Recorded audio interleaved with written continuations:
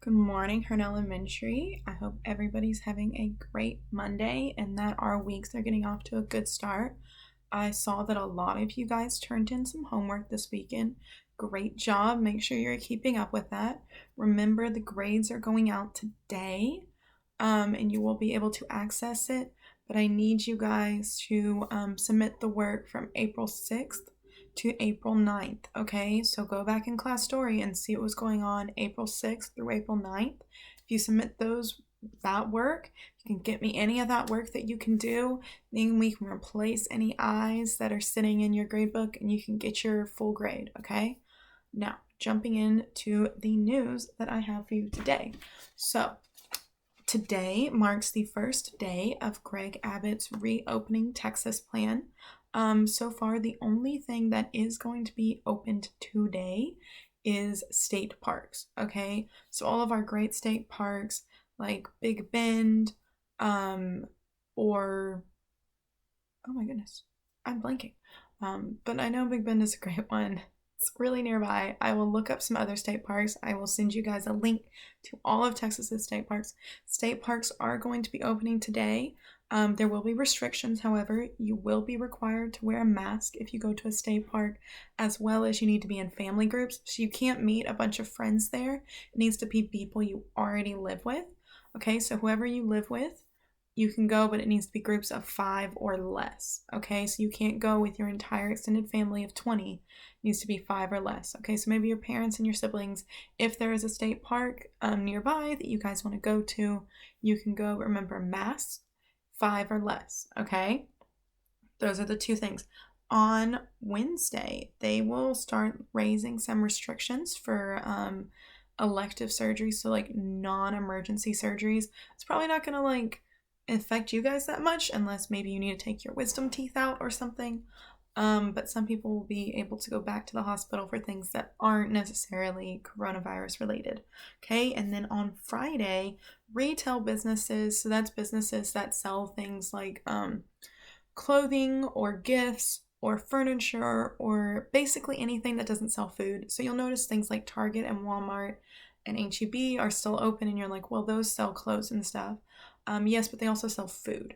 So all of the stores that you like that don't sell food, so places like Old Navy or Kohl's or JCPenney, will be open on a to-go basis. So you can pick it up to go, okay? Just like you've been getting food. Now, some residents are supportive of us opening up, and some Texas residents think that it's a bad idea. Okay, remember I talked yesterday on Friday about, is shutting down, is it something that we think is for the public good and is something we all need to do? Or do we think we need to get the economy back on track and we'll figure out the rest later? That's something that, our governor has been weighing, trying to figure the pros and cons out of both sides. Some medical experts say, hey, if we open up now, that's too early and we'll just have to shut back down, restart the whole process. But, a lot of local businesses are like, hey, we're losing a lot of money. So, unfortunately, that's why we pick people that we think best show what our views are, because a lot of our medical officials and our leaders, our public leaders that have been elected, are making really hard choices right now. So that's why it's super important that we all get out and vote, because these people making these important choices, you want to make sure that they are the best people possible and that they were chosen by all of us. Okay, so who you pick in local elections matters, because they're the mayors and the judges and the governors deciding, big choices like this. Okay, so today is the first day of the week of Earth Day. Okay, so Earth Day is actually on Wednesday. It's the 22nd. Okay, but today is the 20th. And all this week, I'm going to be talking about Earth Day. Okay, so today I'm going to talk about the history of Earth Day and some of the ways the Earth has changed it for the better since Earth Day, and some of the ways we haven't really gotten all the way to our goals, and some ways we need to start addressing to be better. Okay, and some ways you guys can help, because I know it's very important that sometimes all these big important problems are oh, I want to do something but I don't know what to do. I'm going to give you guys a couple of really easy ways that you can change the way you act every day, and, help save our planet. All right. So, the history of Earth Day. Okay, I'm going to go through it pretty quickly. I'm going to try to keep it short. I know you guys don't like seeing super long videos from me, so I'm going to try to keep it short. Hey, get down. And you guys can, follow along at home. All right. So, Earth Day started in 1970. Okay. So, this is actually the 50th anniversary because it is 2020. Okay, so the 50th anniversary of Earth Day, which is super exciting. They're doing a whole bunch of really exciting things this week, especially Tuesday. They're going to have like a full 24-hour online presence. But we'll talk about that later. Okay, so when we plan that. Right now, we're talking about the history of Earth Day. Okay, history started in 1970. And in 1970, guys, I know that's a long time ago. You're like, that's 50 years ago. I have no idea what was going on 50 years ago. Okay, so 50 years ago, guys, the earth was rough. Okay, factories were shooting out black smoke that had like a ton of pollution in it. Cars were using gas like crazy and didn't have any filters. They were dumping toxic waste into rivers and streams. Like you couldn't even drink out of some of the biggest rivers in the world, like the Nile or the Danube or the Yangtze or the, Mississippi even. Okay? All of these huge, amazing rivers that are so important to a lot of people were so polluted that you couldn't even drink from them anymore. In fact, one river in America was so polluted that it actually caught on fire. Okay, the river caught on fire because it was so full of garbage and oil and chemicals. Go away, I'm busy right now. All right, so things were rough, guys. Okay, so people in 1970 banded together and they were led by this Senator Gaylord Nelson. Okay, so he organized all of these people, and it was a ton of people. Okay, he organized 20 million Americans, and they got out and they went to their public official offices, they went to parks, they cleaned up, they marched in protests, they held signs. They raised a big amount of of awareness for the environmental issue and pushed through. Actually, before this, this was the biggest civic demonstration in the world. 20 million people all over the world. It had been the biggest civic demonstration since, we haven't had anything bigger since then, even some of these really big protests lately. All right. It raised enough awareness that after that, within a year, we had things like the EPA, the Environmental Protection Agency.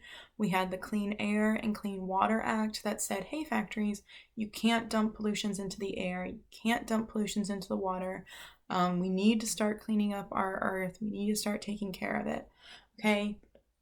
Because right before this had happened, there was a lot of work in the environmental world that raised a lot of awareness. One of these big things was a book called Silent Spring. All right. Silent Spring was a book that was written by a famous conservationist and environmentalist, Rachel Carson. She actually wrote the book, and the book was about the idea that there was this pesticide that farmers used, and it was called DDT, and it actually was so harmful for the like frogs and birds and all things that like it weakened their eggs and their babies couldn't live. So we had springs with no birds and no animals, and they were just silent springs. And it really horrified and shocked people, and they were like, oh my god, what are we doing? And so they started, like we stopped using DDT. They banned things like chlorofluorocarbons that were causing the hole in the ozone layer. You couldn't put lead into like gasoline anymore. So whenever you go see gas, you see it says unleaded. So they took all of the lead out of, those harmful things because it can be really bad for you if it gets in your body.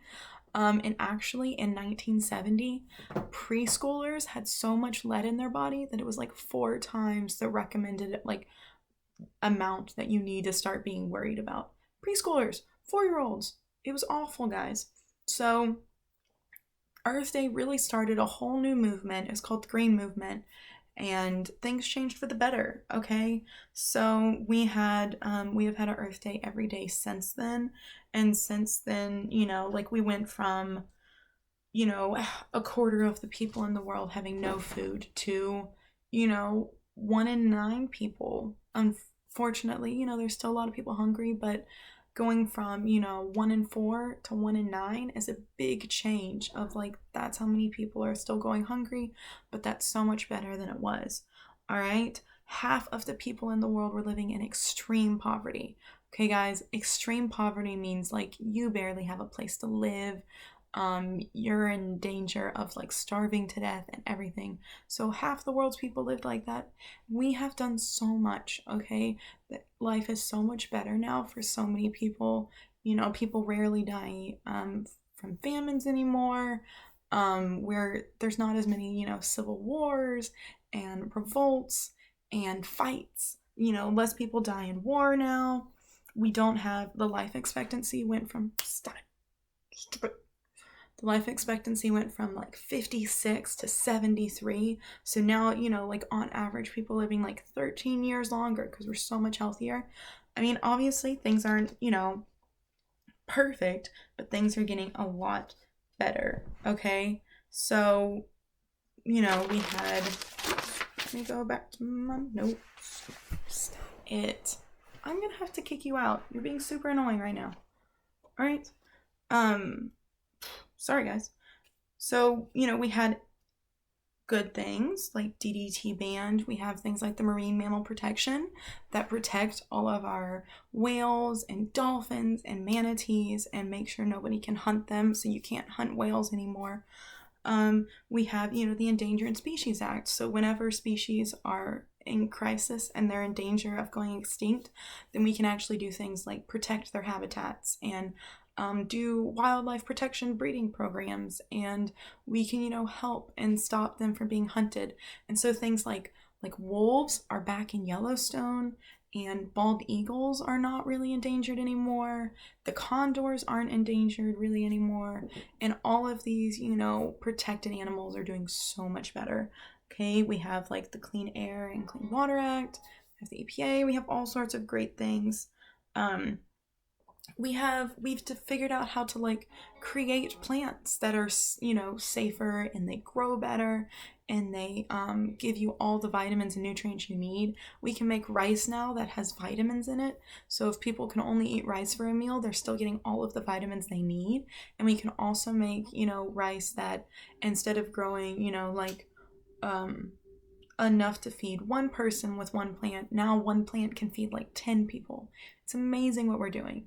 Okay, there are bad parts to, genetically modifying plants and animals, but like we can talk about that more in depth later. Or if you have any questions about that, ask me and we can have a one-on-one conversation. That's a really long, thing to get in right now. So I'm gonna skip over it, but there are good parts. We can feed more people with less plants. Those plants are less likely to like die because they don't have water or get sick. So it's great. We have electric vehicles and solar panels and wind energy and all of these great things, okay?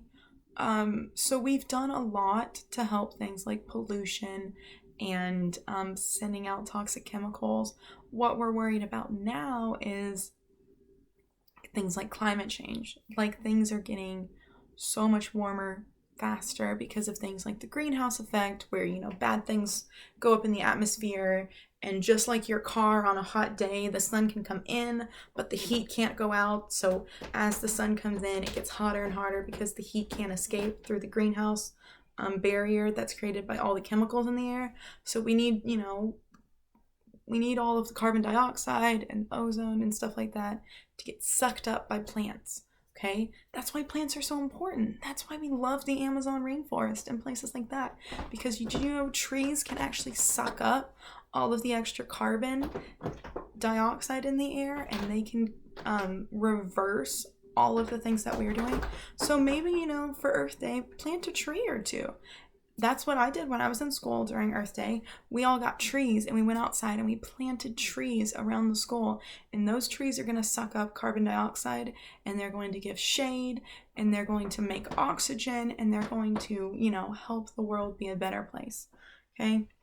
There have been some disasters. We've had things like Chernobyl and Fukushima, where like power plants, blew up and caused lots of damage. We've had things like the BP oil spill or Standing Rock, where oil has like gotten into the ground and in the water and like hurt a lot of animals and people. The Amazon rainforest was just on fire. So things aren't perfect yet. And that's why it's so important that even though all of these great things have been happening, we keep the ball rolling, okay? So we keep going out there and we keep making the changes that we can make to help make the world a better place, okay? So I'm going to talk the next 4 days. I'm going to pick each day, I'm going to talk about a different activist that's out there making the world a better place and showing us how we can all save our planet. It's going to be people like Jane Goodall, Greta Thunberg. I might talk about, historical people like Rachel Carson and others like that. I might talk about scientists who are out there right now studying, like the ice caps and seeing how fast they're melting and what we can do about it. But those guys are like everyday heroes, and you guys can be everyday heroes too. And there are certain things that you can do that can help save the earth. Okay? So, one thing, all right, are 3 R's. So I know my 3rd graders know this because we talked forever about these 3 R's and we had all sorts of days about it. 4th graders, you should have learned this last year, but you're going to learn it right now if you didn't, okay? 3 R's. 1, reduce, all right? So if you can go without it, okay? So if you, instead of using plastic bags at the grocery store, take your reusable bag. Or instead of buying single-use things, instead of using like a plastic straw, just, drink out of a regular cup, okay? So reduce your usage of things like plastics and other things that sit in landfills for 400, 500, 1,000 years, okay? So use, paper cups instead of styrofoam cups, or use regular plates instead of paper plates today so we can, wash them off and reuse them, which is our second one. So first one's reduce. If you can go without, okay? But if you can't go without, try to pick something that you can reuse, okay? So instead of buying plastic water bottles and then throwing them away when you're done, all right, use a glass, okay? Just get a glass of water or get a reusable water bottle, okay? We have all sorts of really cool ones, like Miss Davis has some really cute ones.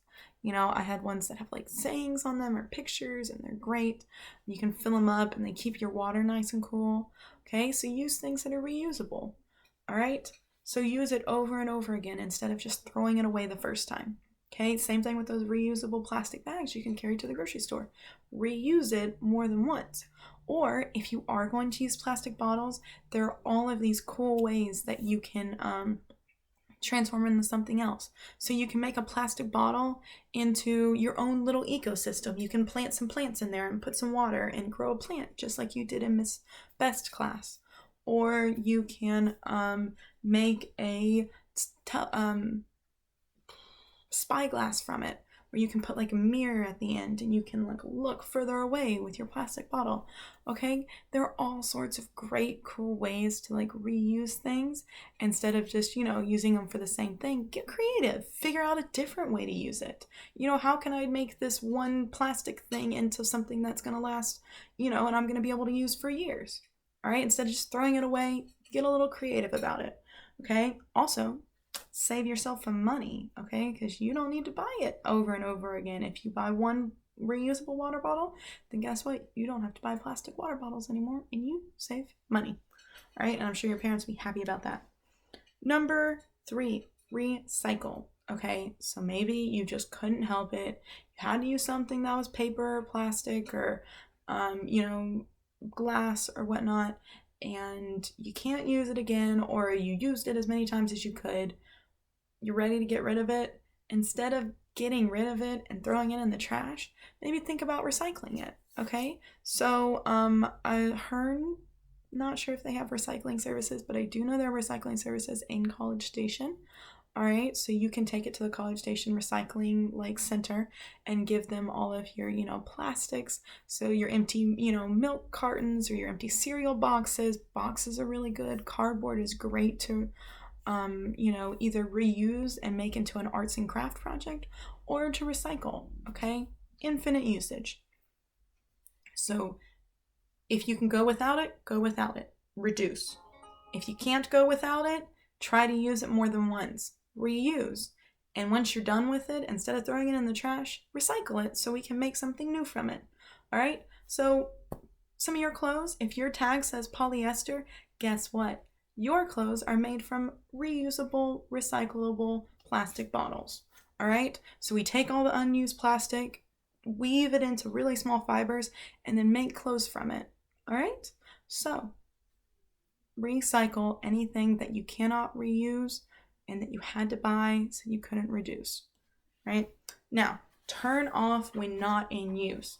If you're not using it, it doesn't need to be on, okay? If it's a sunny day outside, open the windows and don't, turn on the lights. Maybe you could just have the windows open. It would light up your whole house. Or whenever you're brushing your teeth every morning and every night, like I know you guys do every morning, every night, all right? When you're brushing your teeth, turn the water off. Did you know that you can save up to 8 gallons of water? So 8 milk cartons of water by turning the water off when you brush your teeth? All right, so that's awesome. Or even when we're washing our hands, our full 20 seconds, like we're rubbing and we're getting in between and we're rubbing our thumbs, we're cleaning our nails, our palms. All right, when you're doing that 20 seconds, when you're singing your happy birthday, or one thing that I found is Lizzo's Truth Hurts has got a 20-second chorus, so that's cool. When you're singing your song, turn the water off. Turn it back on when you're ready to rinse the soap off, and you can save some water that way too. All right, and you can save money on your water and electricity bill by saving water there. All right? Stop it. All right, plant a tree, volunteer for trash pickup, spread the word on social media. Okay, so talk to your friends and be like, hey guys, like we need to, take apart and stop, all of these bad things from happening to Earth. So, turn off your water when you're not using it, or turn off your lights, or hey, don't throw that plastic water bottle in the trash, throw it in the recycling bin or fill it up again.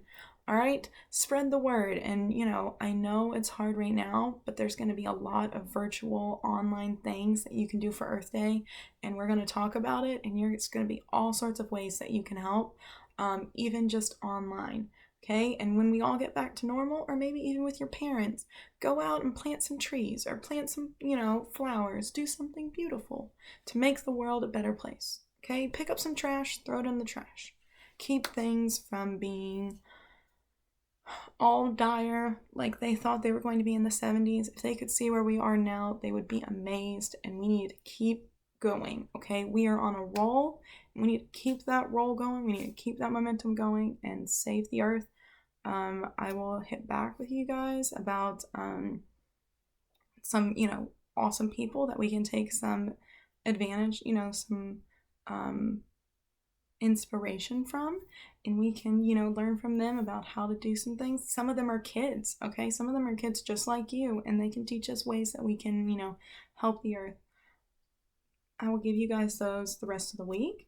And also for the rest of the week, you'll see on your assignments for the week, it says, note-taking on Earth Day activity, and then you're going to write a journal report, okay? And then it says journal rubric, okay? So journal article rubric, I gave it to you. It's how I'm going to grade news articles and how you can tell if you wrote a good news article. Okay, so you don't have to fill out the rubric. In fact, don't fill out the rubric. It's just something to help you see, like, this is what a good journal article looks like.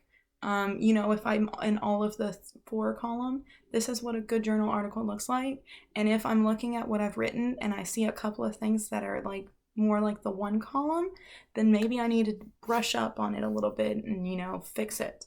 Okay, so it's just a guideline for like what good journal articles look like, because you're going to write some reports for me this week and you're going to send them in about some activities that I go send you guys out. You're going to do some reporting, like kid reporters. You're gonna wear, fun little hat, take some notes on some online activities, and then you're going to write something and report back to me. Okay, so for today, I just want you to look at the rubric. Actually, for today, I'm going to link a quiz, and your activity for today is going to complete the what kind of Earth defender are you? So it's a National Geographic Kids quiz, and there's lots of really great Earth Day activities on that page, so feel free to explore those too. It's a National Geographic Kids activity, and it's what kind of Earth warrior are you? And you're going to take a quiz, and it's going to tell you, what kind of conservation fits your personality. What kinds of things are like more your speed. So are you, someone who's fighting against plastics? Are you someone who's all about, animal diversity? What kind of Earth warrior are you? You're going to take the quiz. You are going to take a picture or a screenshot of your results and then message it to me through Dojo. Okay, I'll put these instructions in Dojo as well, and you can see. Okay. Sorry for it being long today, guys, but we were talking about Earth Day. Earth Day is super important to me. It's one of my biggest, it's one of my favorite holidays all year. And it's not just because it's, my birthday this week, but Earth Day is super important to me personally. I love it. I love our planet, and I want to make sure that it continues to be here for generations to come. And I know you guys do too, so we are going to make that happen together. All right, so have a great Monday. I will talk to you guys tomorrow. Don't forget, do that quiz, take a picture, send it off to me. Easy peasy. Okay? All right.